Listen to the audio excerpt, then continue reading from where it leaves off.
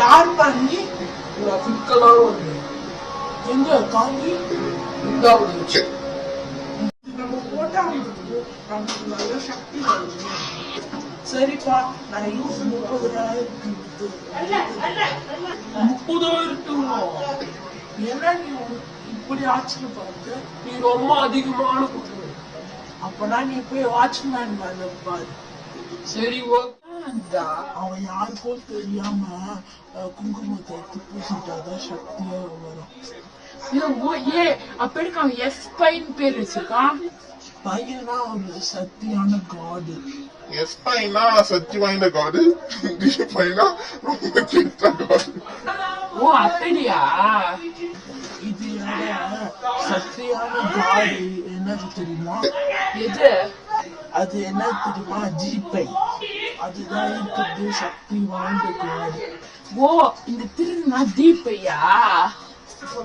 ஆமா. ஓ ஓ எஸ் பையா தீபைய சண்டை போத்துன்னு இருக்குது.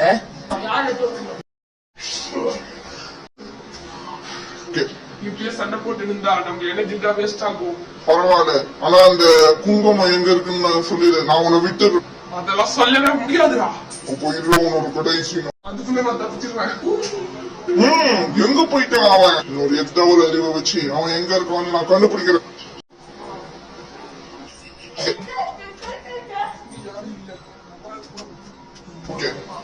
இது வரண்டா. நான் இருக்கிற இடத்த நீ கண்டுபிடிச்சிட்டு ஆமாண்டா. அப்படின்னா என்னோட முழு சத்தியம் பாரு. Oh my god.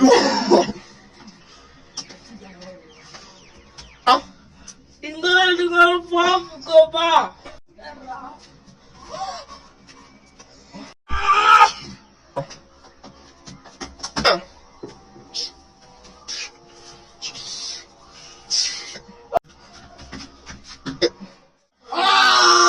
என்னோட கடை அதை என்னோட முடிஞ்சுதா?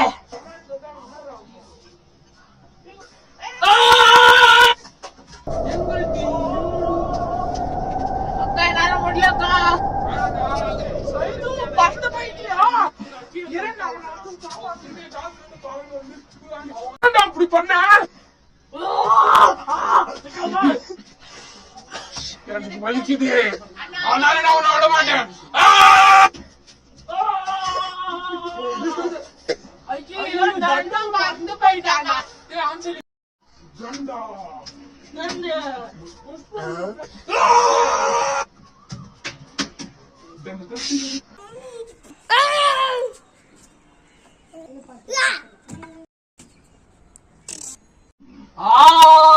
என்னால இதுக்கு மேல முடியாது.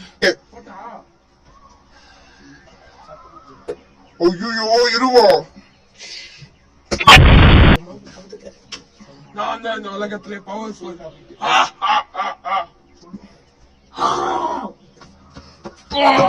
ஓகே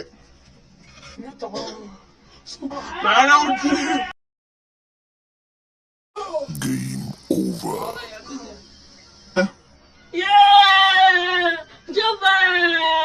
அடி